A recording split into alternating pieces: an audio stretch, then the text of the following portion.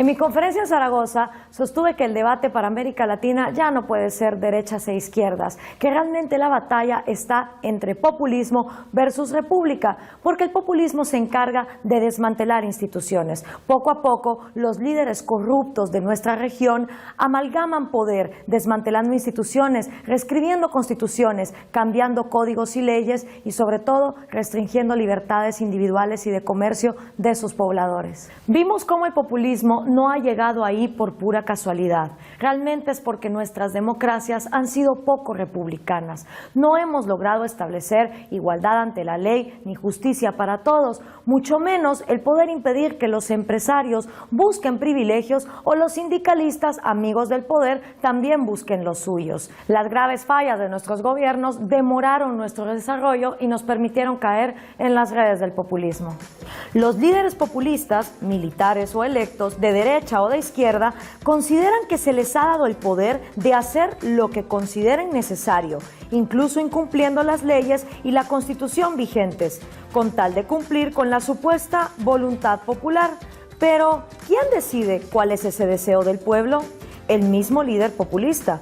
Por lo tanto, no es relevante cómo vos querés gastar, ahorrar o invertir tu plata, ya que es el Estado, o sea, el líder populista, quien sabe mejor que vos cómo hacerlo, en pos de un supuesto beneficio de la sociedad.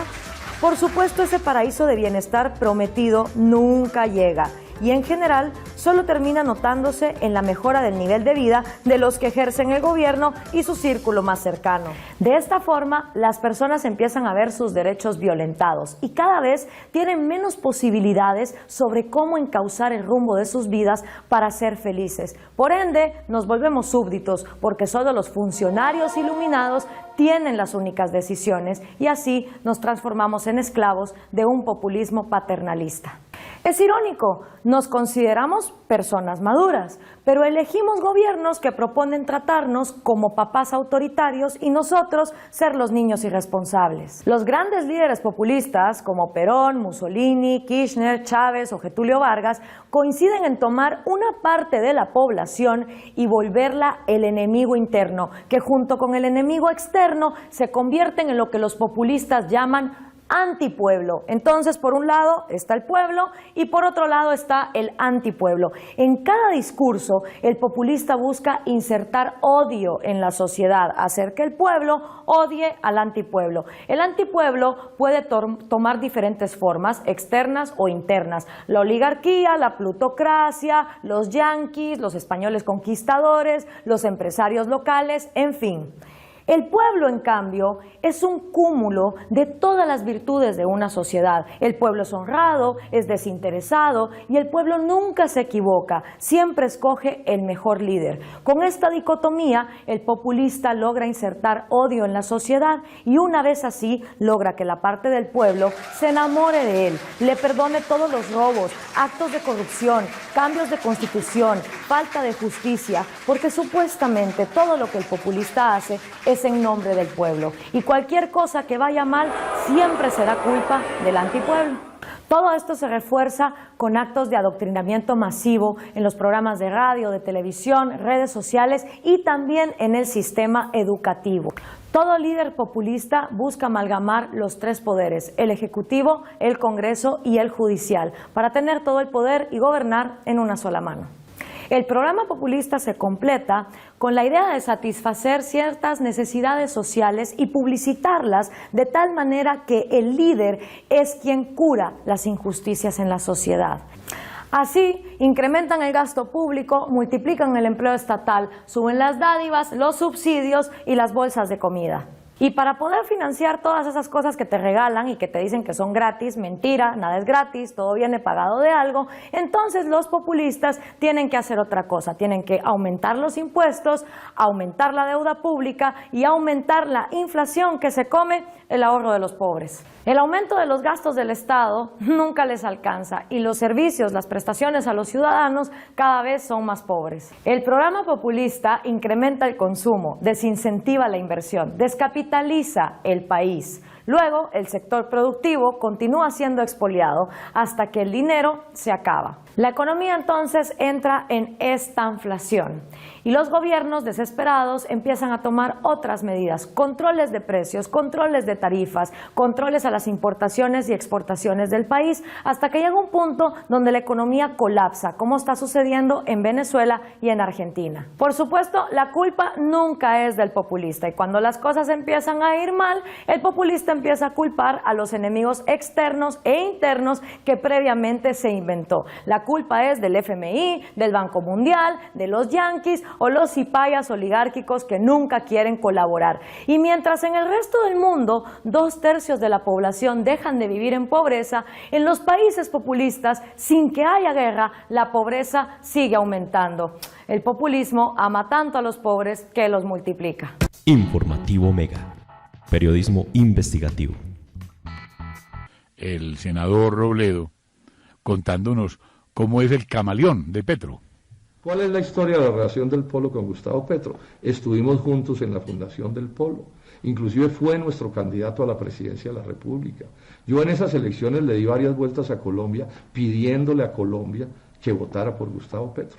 Y bueno, sacó un resultado, y sacó el resultado y le respaldamos el resultado y no fue víctima, digamos, de ningún maltrato por parte del Polo. Lamentablemente, a los pocos días de haber ganado Juan Manuel Santos la presidencia, él va a la Casa de Nariño y hace un acuerdo con Santos.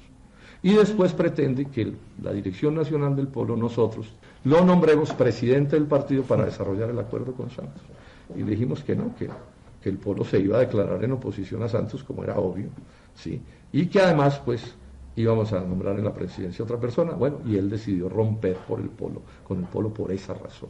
Esto sucedió el 2 de agosto del 2010 y hay documentos de sobra para demostrar lo que estamos mencionando. Entonces ahí pues ya pues hubo una fractura y un distanciamiento porque tomamos caminos diferentes. Después él decide en las elecciones del 2014, desde la primera vuelta, cuando había una candidatura a la presidencia del Polo, decidió respaldar o adherir mejor, porque fue una adhesión lo que él hizo, a la candidatura presidencial de Juan Manuel Santos y de Germán Vargas Lleras. Y por supuesto eso pues aumentó el distanciamiento, pues porque nosotros nos habíamos declarado en oposición al gobierno de Juan Manuel Santos y fuimos oposición al gobierno de Juan Manuel Santos los 8 años. Y cuando llegaron estas elecciones, él hizo una insistencia muy grande junto con Clara López, que habiendo sido presidenta del Polo prefirió convertirse en santista. Decidieron promover la idea de unirse con las candidaturas, con la candidatura del Partido Liberal, o sea, con la candidatura auspiciada por César Gaviria, Ernesto Samper y en últimas por Juan Manuel Santos. Eso lo sabemos, hicieron un propósito grande en eso. Es obvio que, pues, si las cosas son así, pues eso genera una diferencia inmensa a partir de un hecho que ya mencioné y que reitero, es que el Polo oficialmente, su Junta Nacional, decidió que nosotros seríamos en estas elecciones. Listo. Suficiente. ¿Sí? Y queda claro que él sufre de otro mal que está siendo muy extenso en la política colombiana, el mal de la traición. Este señor va a traicionar a Santos también. Si llegara a la presidencia de la República, sepa Santos que lo juzga al día siguiente. Claro. Porque Petro es así. Igual que traicionó al Polo para unirse con usted, lo va a traicionar a usted para volverse a unir más con las FARC. Con los que están unidos también, pero hágame el favor esa colección de traidores juntos. No, yo no creo. Fíjese que yo no creo, yo creo que todo está muy calculado y el presidente Juan Manuel Santos sabe que eso no lo haría Petro y que lo cubriría, ¿no? Yo creo más bien que está buscando quién lo cuide. Sí, bueno, sí. Lo seguro es que ya hicieron un pacto, el problema es Sí, que es si obvio. después se voltea Petro, pues, el traidor es traidor en todos los escenarios. El traidor es traidor, Montserrat. Claro. No le queda- Dice no, Vanessa, es pero verdad. pero Y vaca, hay una vea, selectividad en vaca la traición ladrona. también. No. Aquí decimos, vaca ladrona no olvida. No, a ver, yo no estoy diciendo que no sea traidor, lo que estoy diciendo es que hay una cierta selectividad en la traición y obviamente Petro calcula y dice no es inteligente ser traidor al Premio Nobel de Paz y enfrentarme a este señor, calcula y no le sale bien, no creo. Cuando demuestre que el Premio Nobel de Paz estaba financiado por las FARC, qué es lo que se va a probar. ¿Es cierto? Cuando le pruebe que el Premio Nobel de Paz lo que vio fue aumentar dramáticamente la violencia en el país después de ganarse el No, Premio pero Nobel Petro de no va a Paz. aprobar eso. Ya. Petro le va a echar la culpa a Uribe y usted sabe cómo es la izquierda. No. Va a poner a Uribe de jefe de, Pero por de lo que llaman supuesto, las no, disidencias de va a las decir, FARC, ¿o va a qué? decir que el culpable de todo el caos en el país es de él, pero la izquierda no va a culpar a las FARC, y menos Petro, ¿no? Claro. Bueno, a Uribe y por supuesto a los empresarios que no le gusten, porque Petro tiene empresarios No que le gusta sí ninguno. entre ceja y ceja. No le gusta que sí ninguno. le gusta. Hoy, Montserrat. ¿Pero quiénes? ¿Le ¿Los que gustan? aportan a su ¿Quién? campaña o qué? Pues claro, pero por favor. Obvio, Monse. Pero Montserrat no sea inocente, pero si No, lo no, estamos diciendo pero hace 3 o tiempos. 4 que aportan a su campaña. Pero, Pero de ¿esto? los más poderosos de Colombia, señora. Claro. De los más ricos de Colombia. Ay, pero Bueno, los Monse. empresarios no ocupan un lugar privilegiado en su discurso, lo hemos escuchado. porque él algunos guarda el sí, pan para luego. algunos Sí. sí, algunos sí. Sí, Montserrat, hay unos empresarios que son los empresarios enchufados. A esos empresarios no les importa si el gobierno es de izquierda o de derecha, sino sacar su dinero y sacar su tajada. Esos van a hacer negocio con Petro y se van a quedar aquí. En Venezuela todavía los hay empresarios que tienen sus empresas todavía y tienen la tajada de Maduro. Esos se quedan ahí. Claro.